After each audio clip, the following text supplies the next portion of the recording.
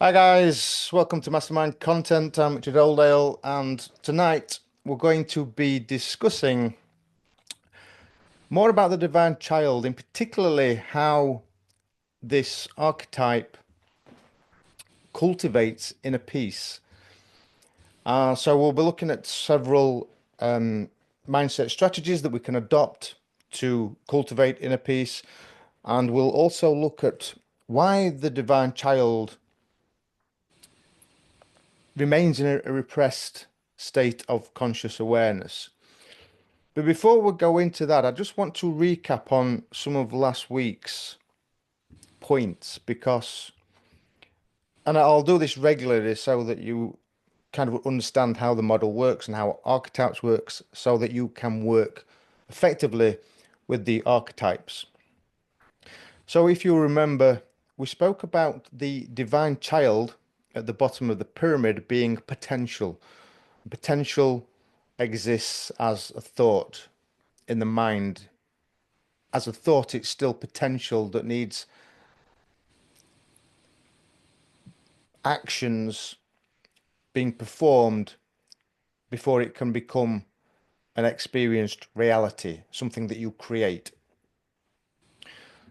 So the divine child you will feel as either a new idea, a goal, or a desire, but you'll also feel it as intuition and the odd occasion as divine inspiration.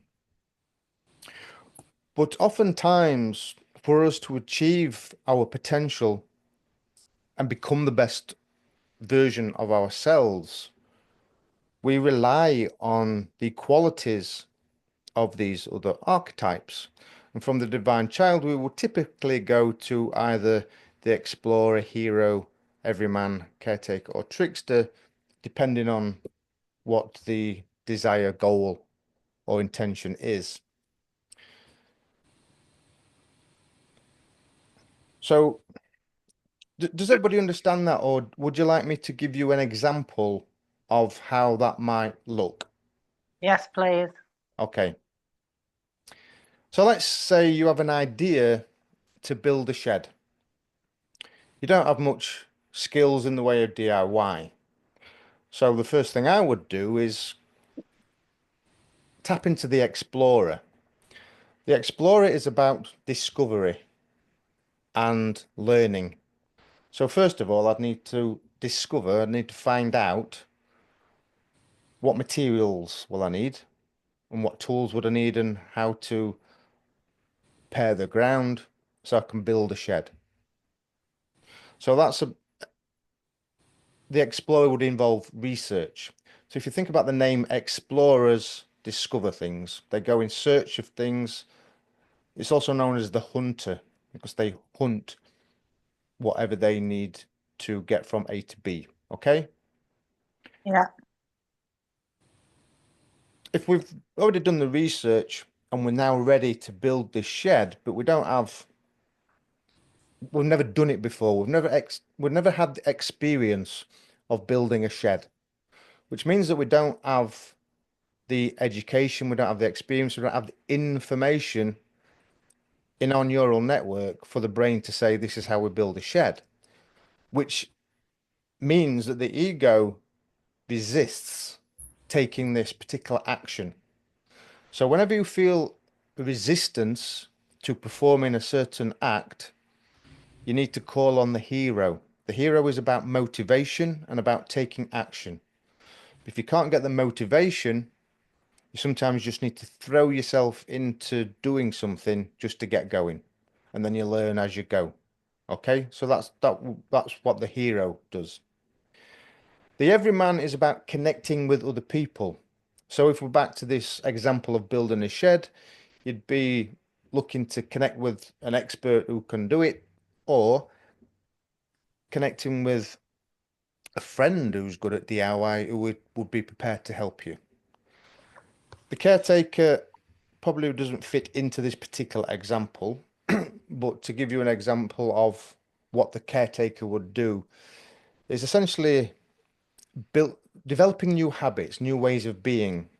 The caretaker takes care of everything, but including yourself, including your health, It protects your time, your energy, and your resources.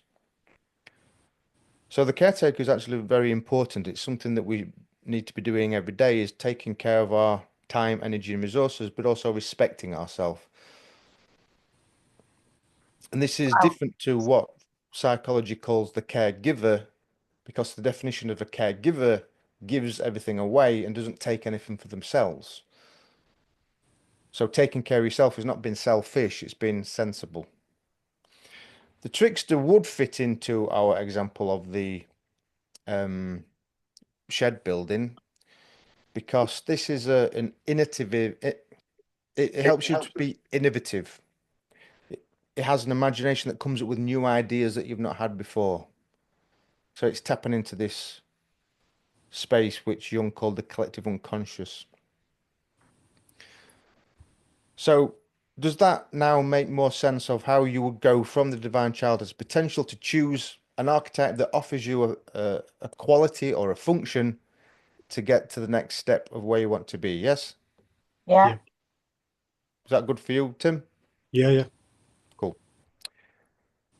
Okay, so I don't want to spend too long on this next part, but it is kind of important to understand how repression works and what repression is. So the divine child stays in a childlike state of conscious awareness for what's been identified as four reasons, and I'll come back onto them in more detail in a little while. But the reason why I want to just diverge a bit is to explain that when parts of the personality are repressed, we lose access to the qualities that that part of the personality, a particular archetype, would offer us. So, for example, the divine child, let's say gratitude. As a child, you're probably naturally grateful for things that you receive. It's an innate quality, but we lose it somehow. So we then have to relearn it.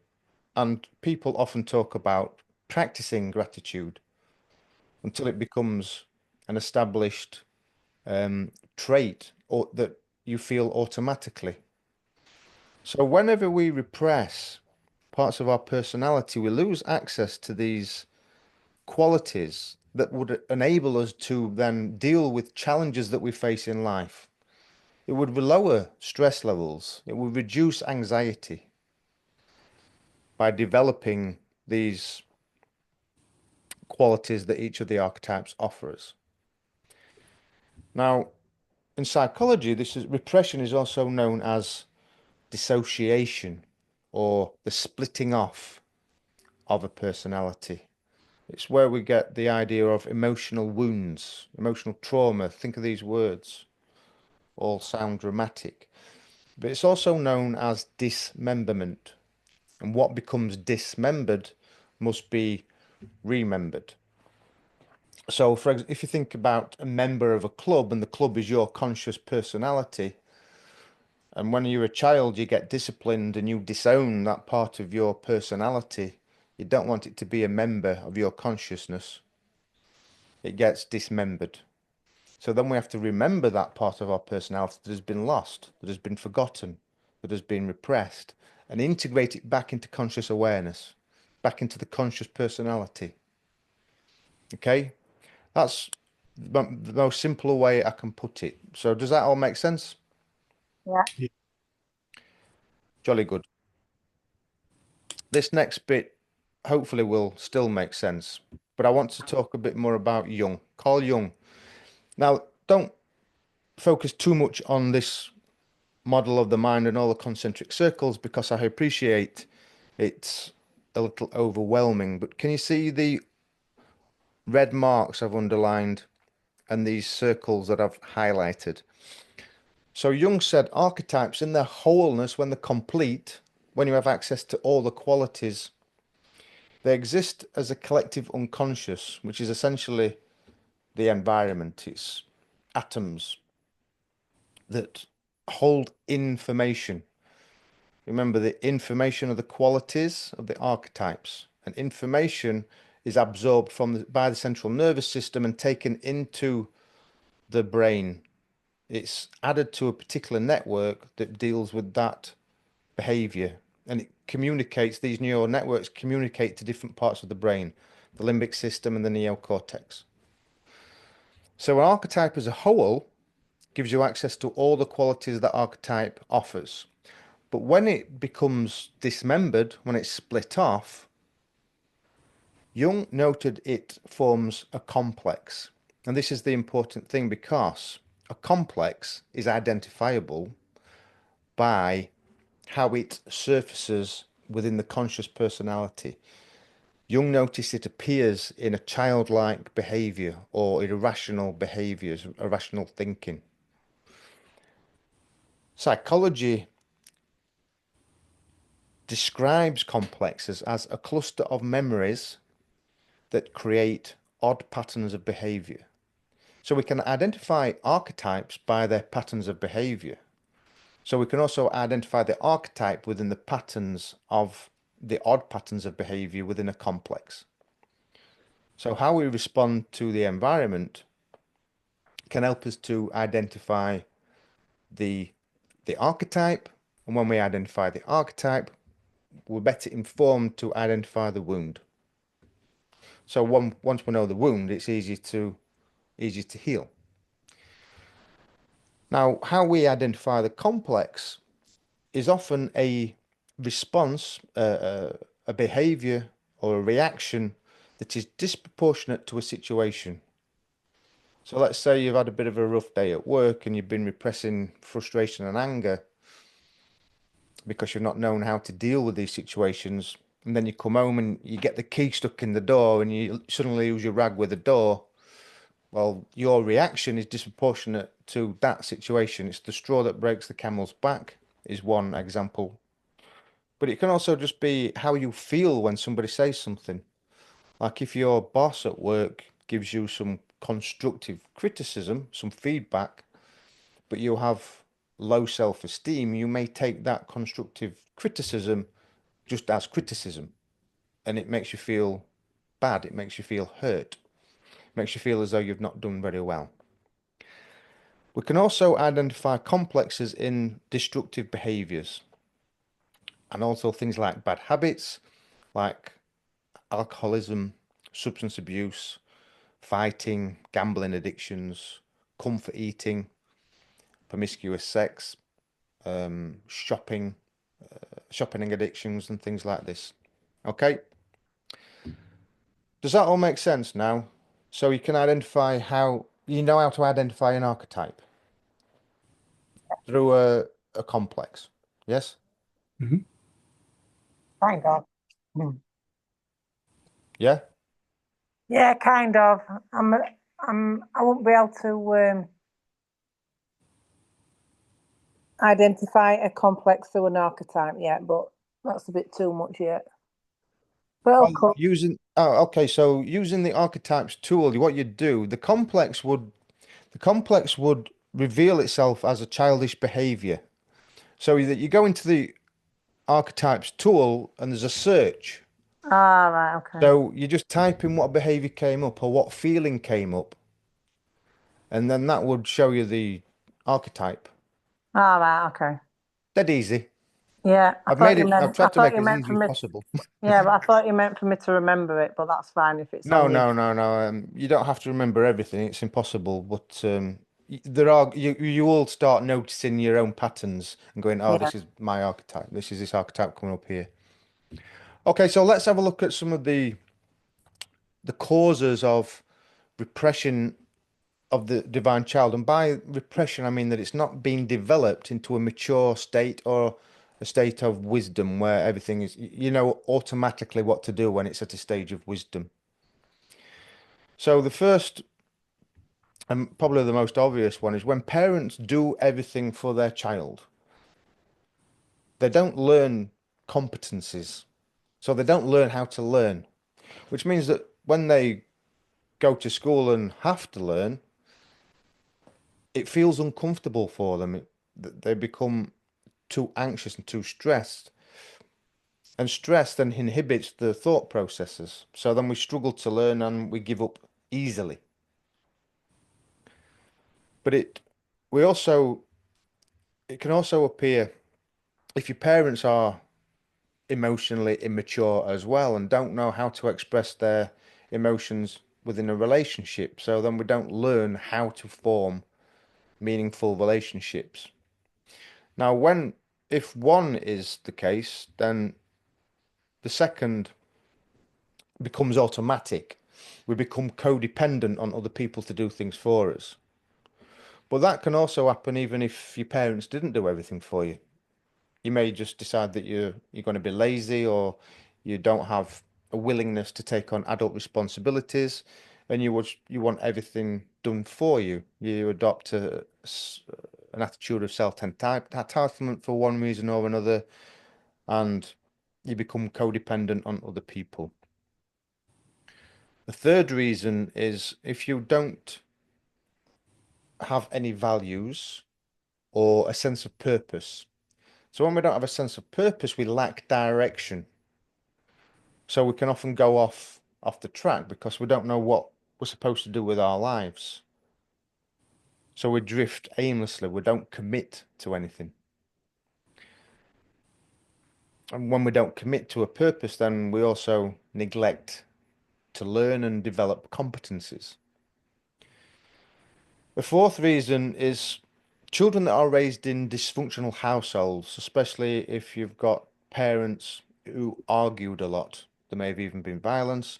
Now, when this happens, children learn to zone out, and they zone out to maintain their inner peace. The fourth example can also fit into children from broken families,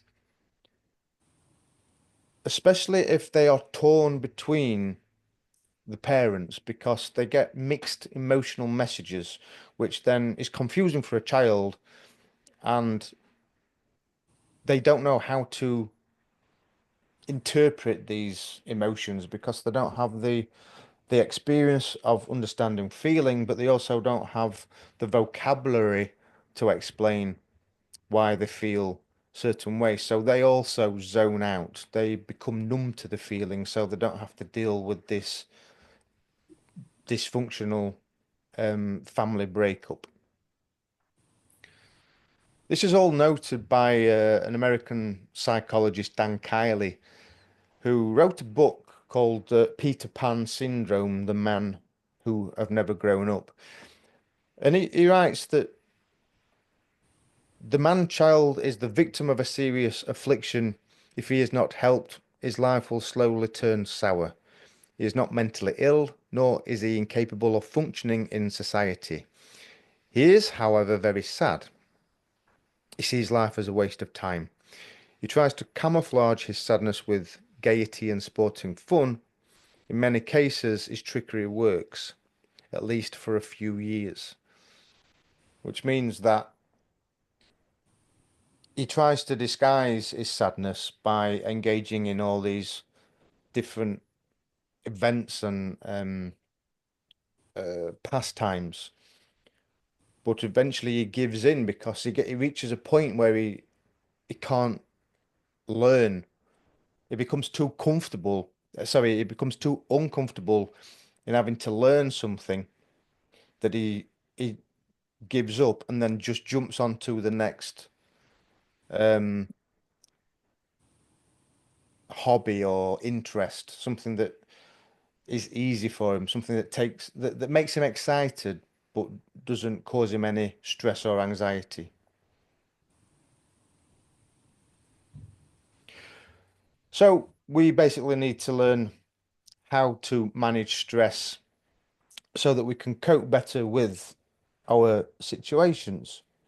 And I've identified 5 different mindset strategies that help us to cultivate inner peace. And inner peace is the gift that the divine child gives you.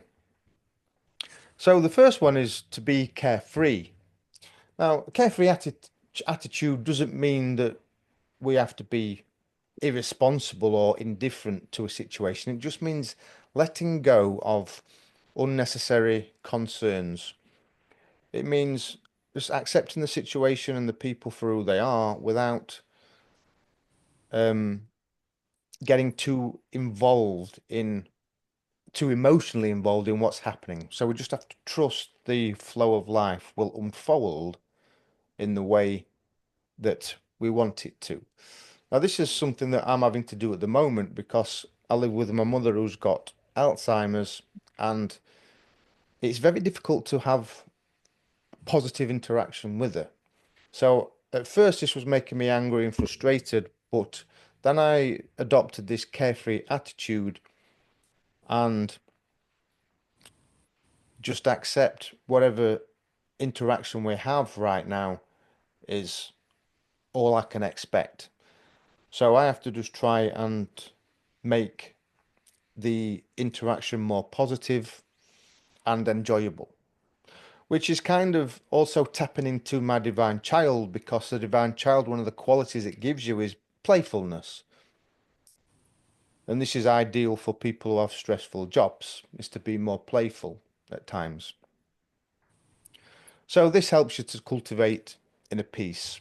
Being carefree is more about being yourself, about being authentic and not worrying about how you think other people expect you to behave. Because we often worry too much about what other people think, or we seek attention from them, or we seek validation from them, looking for this approval. And that can cause us stress if we don't receive it. So the next solution was to accept yourself for who you are, your weaknesses and your strengths, because we can't really do anything else. And studies show that self-acceptance is a foundational strategy to improve mental health, because it builds emotional resilience and it enhances your overall well-being. The studies showed that people who practice self-acceptance or have come to a point where they accept the self have more satisfaction in life because they're experiencing less anxiety. Again, it comes back to not worrying about what people think about you. You can just be yourself. There was a study in 2012 actually that also showed that self-compassion gives you more motivation to develop self-acceptance, especially considering your weaknesses, or or basically embracing you for who you are at this point in time. You can also, if you don't like yourself, you can always resolve to decide how can I become a better version of myself. So we have to accept ourselves for who we are at the moment in time and also our situation, which then lends itself to accepting others for who they are as well, because we have no control over how other people behave. We have no control over how other people speak to you, whether they criticize you or whether you criticize them. You can't change what they do. You can maybe offer them guidance or advice, but you can't control whether they're willing to take it or not. So we have to recognize that nobody expects anything from you, and you shouldn't expect anything from other people, basically. The fourth one I actually touched on briefly earlier is gratitude. And again, studies show that when people practice gratitude, they feel better about the circumstances, they feel better about themselves. And it's been shown to lower stress and anxiety and depression. So practicing gratitude enhances positive emotions. It makes you feel more optimistic about life and about giving and appreciating the moment in the present.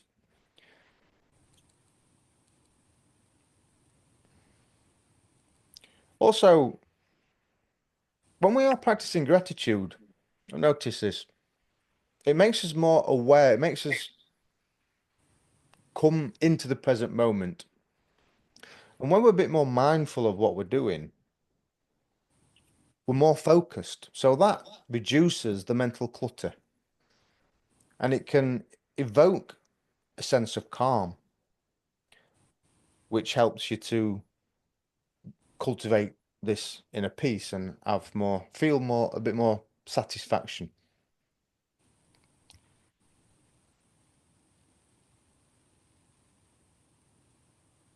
The next the next solution that I identified was not to react to things outside of your control. Again, it goes a bit, kind of lends itself to accepting other people for who they are because you don't have control over them, but you don't have control over situations as well.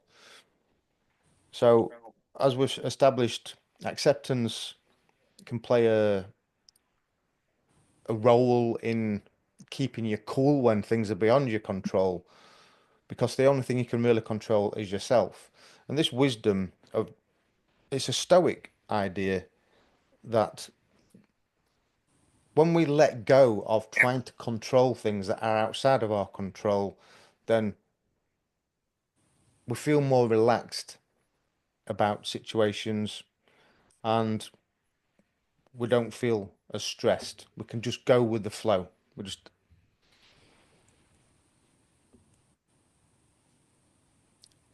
become more aware of how we are responding and how we are reacting. The final one is living in the moment, about practicing being present. Now, I don't think you can do this all the time, but I remember years ago reading a book called, I think it's Dale Carnegie, called How to Win Friends and Influence People. And he said that when you're speaking with somebody, the most important that they're the most important person in that moment. So it's living in the moment is things like listening or being playful. Again, it's about going with the flow, being present in that moment. If you if you need to be compassionate, then be mindful to be compassionate. If you feel as though you can make a joke and it's appropriate, then have a bit of fun or be playful. And it's more important, especially when you're parents, that you are that way with your children, especially when they interrupt you, because shushing children and pushing them away when you're busy gives a poor communication to the child that they are not worthy and they are not needed or acceptable or acknowledged. And this is how we then develop these so-called emotional wounds. So if you think back to your own childhood and how your parents were with you, and you're looking at yourself and recognizing all these emotional wounds, you can kind of see how and why. So that's basically my 6 points. I thought I had five, but I actually had six. Check me out. That's my 6 points for on how to cultivate inner peace. Now, what I want to do in these sessions, I give my little presentation, but I want to invite you guys to share your stories so that we can all learn from one another. Because as a group, there's going to be a wider range of people that have had experiences that are more fitting to a particular challenge or conflict that we may be dealing with ourselves, or it just gives us a bit more understanding of our own experiences in the past and helps us to continue healing a wound that we might be working on already. So if you have a story to share, then please raise your hand and do so. Otherwise, I can maybe share one of mine first. And Michelle, would you like to share, or do you want me to go? You go. I don't know what to share. I would. Well, can you not share a time when you've been carefree recently, when you, what about your, well, think about it in a bit, and I might have a suggestion for you. Okay. Okay, so I got to remember what mine was now.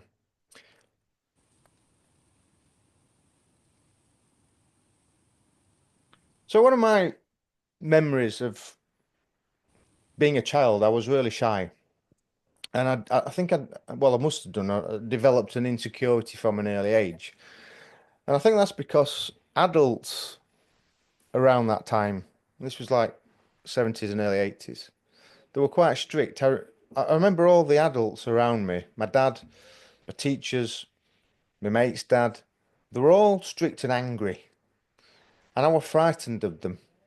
And I seemed to get punished a lot, and I had this fear of getting punished or criticised. And I sometimes felt as though I got punished and criticised unfairly. So I was always a bit scared around adults. So it made me feel unsafe. Not so much physically, but emotionally and independently. I did not feel secure. I did not feel safe. So that then surfaces in my teenage years as being easily embarrassed at school to a point sometimes where I'm too afraid to speak. Whenever I got asked to answer a question in class, I would blush. And during conversations with people, I generally fumble my words or I would get brain fog and couldn't think of an answer quick enough. I was putting too much stress and too much pressure on myself. And this kind of continued into my adulthood to a point where um, I'd feel embarrassed easily and nervous and anxious. And I then developed social anxiety, all because of this insecurity, because I'd not grown out of my bubble of the divine child. If you don't already know, I carried anxiety for almost 30 years, and part of that was because I felt unsafe around people. I was too afraid that they would think badly of me and that they would reject me. And in my 20s, I didn't even feel as though I had enough life skills and knowledge. So I became a people pleaser because I wanted people to like me and I wanted to feel as though I fitted in. Problem is, I kept outgrowing my friends and I'd get bored and I'd move on. But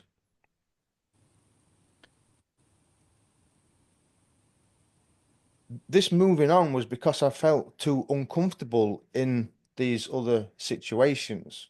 So I kept severing ties and telling myself that I'd outgrown people, but it was just because I didn't know how to interact with them anymore because I didn't feel comfortable, I didn't feel accepted because I've always been a bit different to other people. My interests tend to go off center and I want to be having certain conversations about things that other people can't engage me with.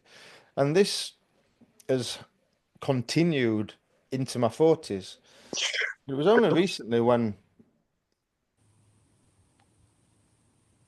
I'm having to take care of my mother that I developed this carefree attitude.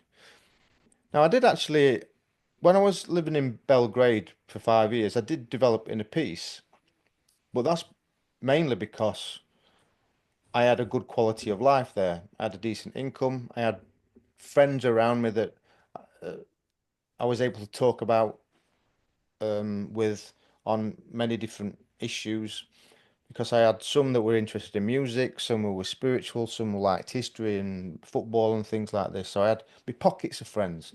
So I had my emotional nourishment, and that made me feel secure, made me feel comfortable. So it was easy for me then to when I went into meditation, I would have this inner peace.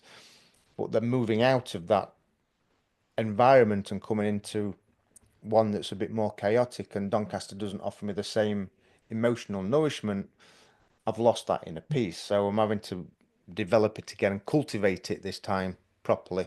And one of them is by adopting this carefree attitude. I've also learned to accept myself, which I did many years ago, and I am trying to accept others, but as our Michelle noted the other day, which made me laugh, I don't always tolerate stupid people, which is what I need to do more often. But I think a lot of people can agree. Well, they probably can associate with that as well.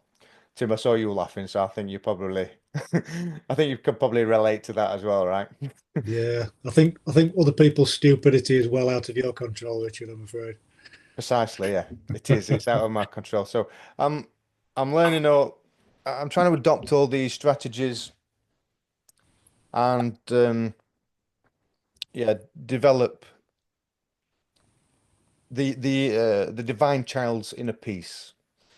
And all these things belong to the divine child. All these qualities, that living in the moment, gratitude, acceptance. And if you think about a child, that's really why I call it the divine child. It's also called the inner child or the innocent.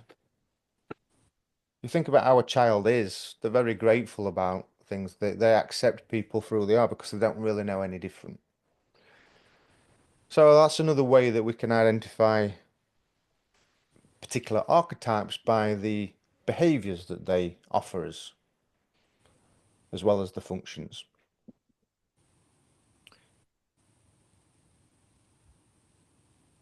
Does anybody have any questions or do you want to share a story? Do you have anything, Tim? Yeah, pretty much everything that you were saying about from being from your early years coming through. I recognise virtually everything, almost as if we're in a parallel universe. Mm, Um, interesting. I, I come from a background from quite strict parents. Um, the only thing that I can draw from that is I've developed a very strong work ethic, which is a positive I've Mm, taken with me throughout my life. But the difficulty I had was always being scared as a youngster, um, never feeling safe at school. I grew up in the corporal punishment years, and when I uh, got caught out and got stuck in the corporal punishment side of things, that made a big effect on me, and I was absolutely petrified of doing anything wrong ever since. And you know, a lot of that stemmed from being at home as well. You know, weren't allowed to make any mistakes, or that's how I perceived it anyway. And that sort of like stemmed through into sort of like my teenage years and developed myself into being a people pleaser, putting myself last before I was trying to help out everybody else, and putting a mask on as well. So you know, trying to be the life and soul of the party or the joker or anything like that when mm, um, you know, it was far from the case. Just to try and fit in and just to try and yeah. uh, please other people.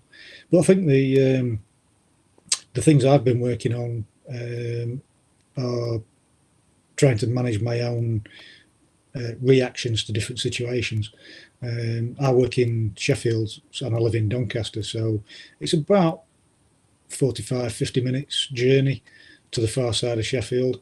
And when I first got that job, didn't think anything of it. And then after about 6 months, it was like the worst journey in the world in the morning from hell. So I managed to assess that and then take on board, okay, there's going to be traffic whether I like it or not. Mm, So what I've got to do is don't react to the other um, less considerate drivers is what I would probably class them as. Um, that's a nice way and of putting it. you know, if everybody else wants to fly down the outside and cut in the queue at the last minute, there's nothing I can do about that. I've just got to, Yeah. you know, take it on board. And what I've decided now is that I set off in the morning expecting that, so Hmm. it's not a surprise when it happens. Right. And I look after my own driving, let alone because I can't drive for everybody else. You know. Yeah. So how does that affect you emotionally then? Did you used to get frustrated and angry at other drivers? Oh yeah, yeah. Um, How, I understood the phrase road rage very particularly well. And I can half imagine, why people do actually feel that way, because I've been able to see through it and overcome it. And now it's a case of I just shrug my shoulders now and just let them go about the way. If they want to zoom off as if they've stole the car in the first place, you know what, crack on, get out of my way. I'll just make my own way to work. Thanks very much. Or make my own way home. And as long as I'm safe, and it's almost I've been more compassionate with other drivers. So there's a couple of junctions on the motorways that I drive down, and I will slow down, leave a nice gap.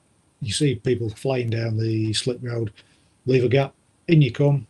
You either get a wave, you get a flash of the lights or the indicators, or you don't.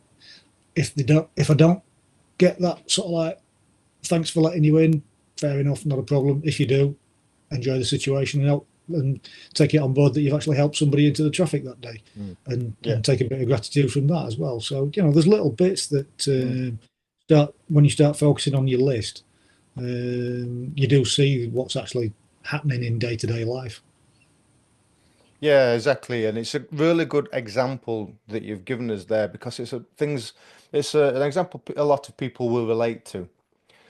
And essentially, when we're getting angry at other people or situations, we're making ourselves angry.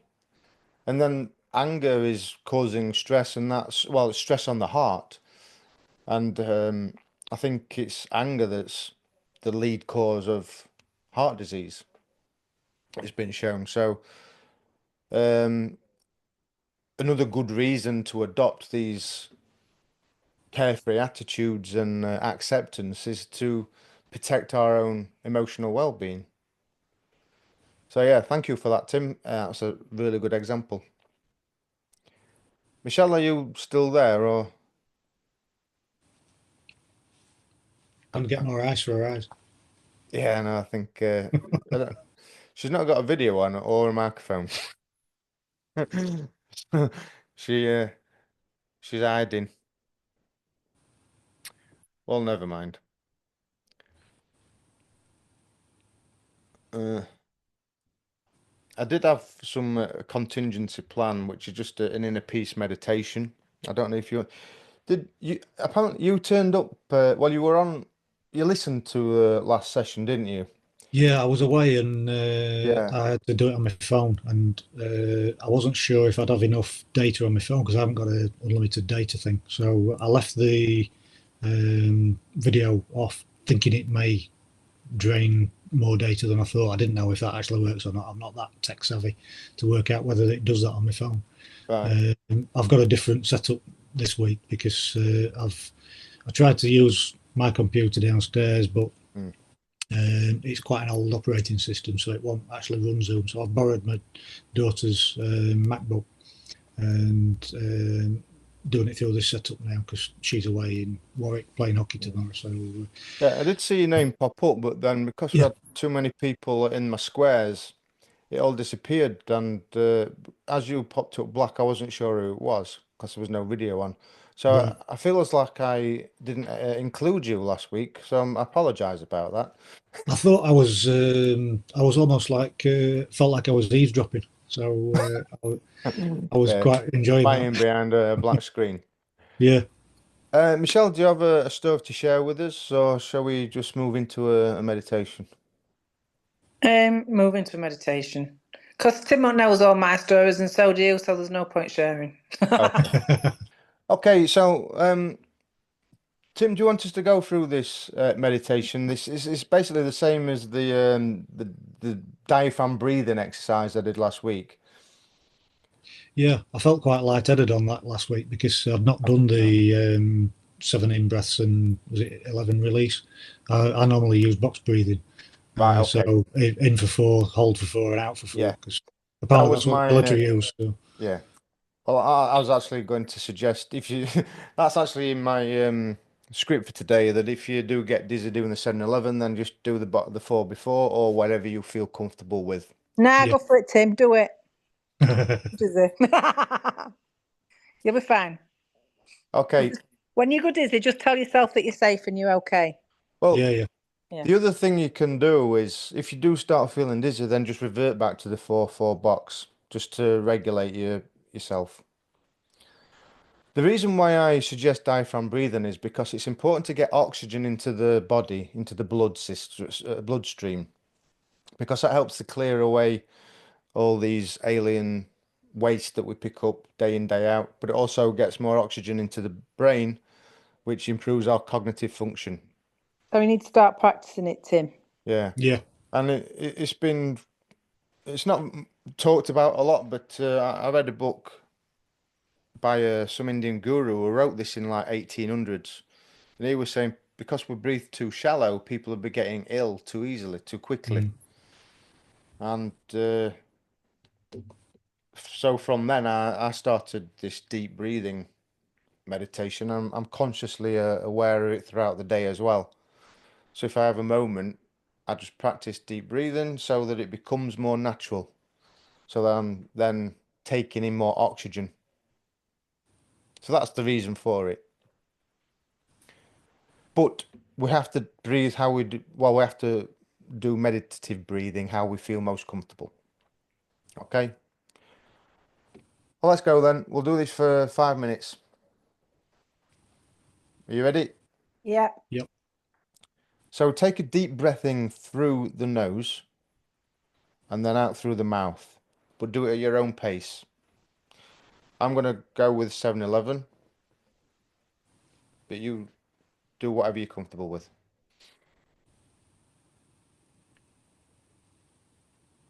Okay, guys, I'm going to stop it there a little. Just reorientate yourself to the room, or if you prefer, just continue with your meditation. Just one more tip before I go with this meditation. Deep breathing helps to declutter and quieter the mind. But if you struggle with disruptive thoughts, use a strategy I call one-pointed focus. It just involves staring at a single point. It could be a mark on the wall, could be a particular image that you have in a picture or a photograph. I used to use a bottle top on a bottle, and it just helps your mind to clear. So you might just want that strategy to help you enter a deep meditation and focus on your breath easier. So that's all for tonight. Thank you so much for joining me, and I look forward to seeing how the rest of your journey unfolds.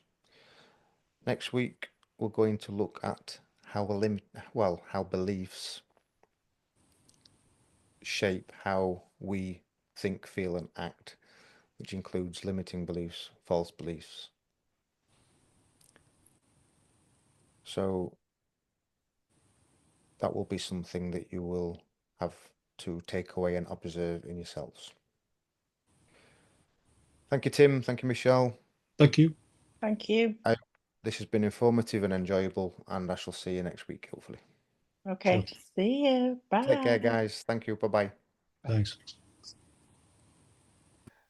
And if you want to know even more about how to use archetypes, then why not join me for weekly meetups on Zoom?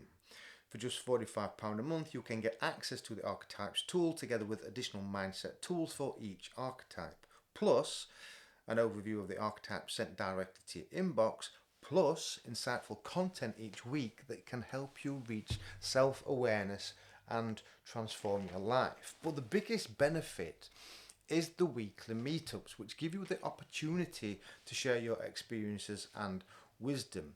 You can tell us what you learned so that the rest of the group learn as well, because your knowledge can help others, and the knowledge of other people can help you. I know a lot, but I don't know everything. So my goal is for us to share these stories and experience, to discuss what we learn and provide advice for everyone who asks for it. So don't be shy to share a challenge if you're facing one, because there'll be somebody in the group that can offer advice that helps you get over that hurdle. Because look, together we're stronger, And with a community that is dedicated to personal growth, success and transformation, I believe more of us will grow faster and easier. So sign up today by clicking the link in the description and head over to the Mastermind Content website. Alternatively, send me a DM to arrange a free 30-minute discovery which will leave you feeling energized and optimistic. I look forward to seeing you soon. I'm Richard Oldale and this is Mastermind Content. Bye bye.